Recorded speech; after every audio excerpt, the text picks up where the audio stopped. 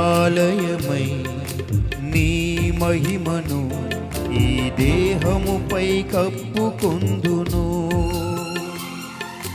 ఘనతయందును పరిశుద్ధతందును ఈ ఘటమును కాపాడుకొందును. నన్ను చూచువారు నిన్ను చూడాలి, నా సాక్ష్యము పరిమళించాలి.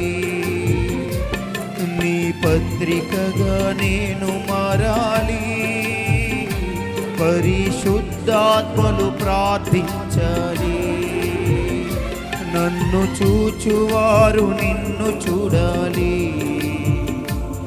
నా సాక్ష్యము పరిమళించాలి.